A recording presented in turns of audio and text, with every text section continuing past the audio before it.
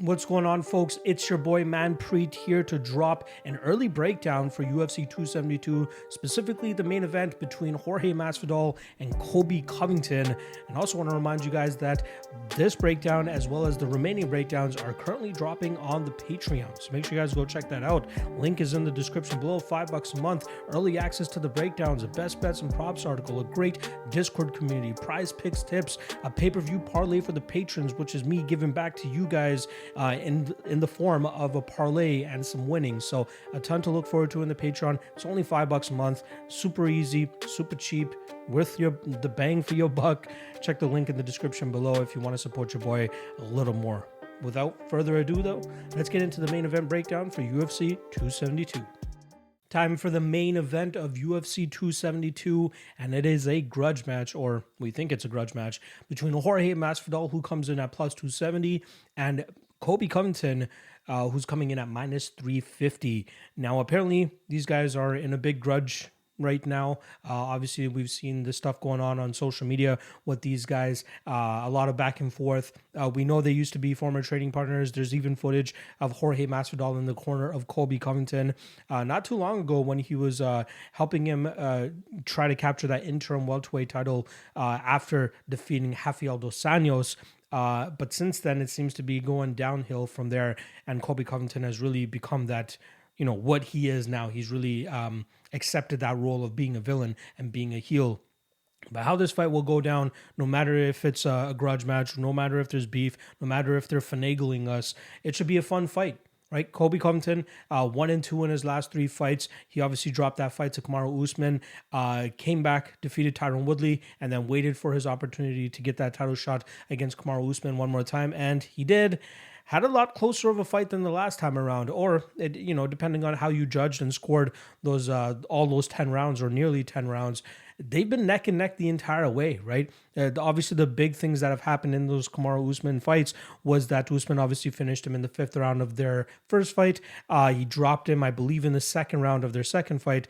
But after getting dropped, Colby Covington very much rallied in those rounds 3, 4, and 5, as it looked like he had a damn good argument for actually winning that decision.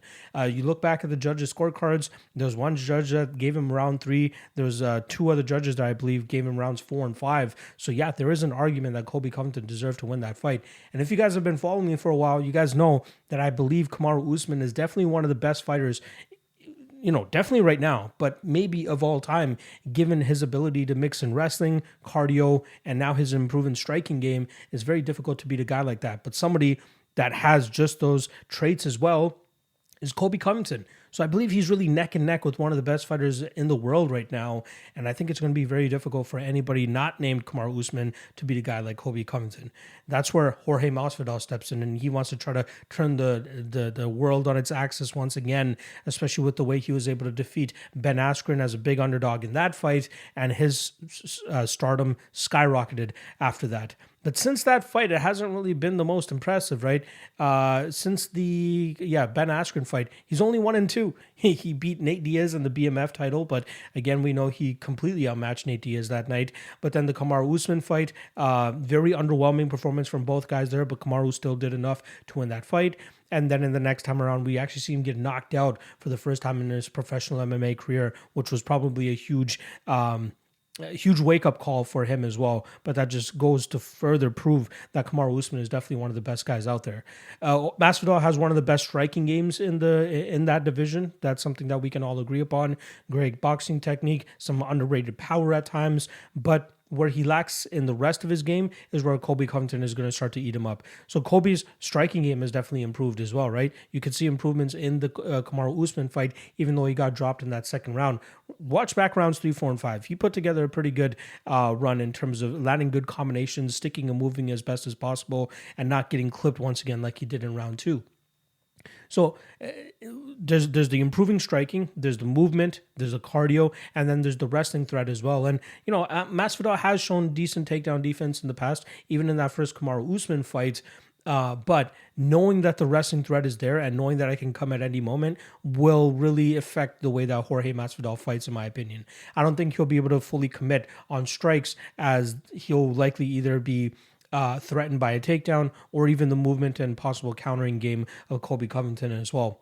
The odds may seem wide to a little some people here, but I think they're absolutely correct. I mean, Colby Covington, like I said, neck and neck with Kamaru Usman as one of the best fighters in the game right now, and his chin seems to be okay, right? Obviously, the loss that he took to Kamaru Usman in the first fight, that was a war, right? Both those guys were just going strike for strike, and I'd be surprised if Covington willingly engages in the striking as much as he did with Kamaru in that first fight as what he'll be looking to do here against Jorge Masvidal. I do think we'll see extended striking exchanges, but I don't think that we'll see him kind of, try to trade in the pocket too long because Masvidal is definitely the better technical striker in those situations.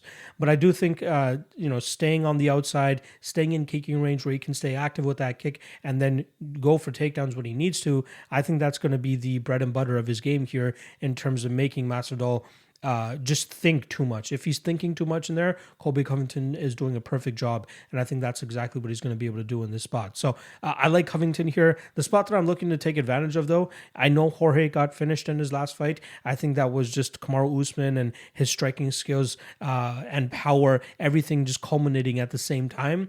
Whereas Colby Covington has never really been known to be a knockout puncher. He's more volume-based, and I'd be surprised if he gets a knockout victory over Masvidal in this spot. So Covington via decision at -105, that will more than likely be my play for this card. I do like that quite a lot, and I think he just outworks Masvidal from minute 1 to minute 25. Masvidal might be able to take one round or so. He might be able to get some good combinations off, but the longer that this fight goes, the more it will look like a Colby Covington fight. So, official prediction, we're going to go with Colby Covington, and I think he wins this fight via decision.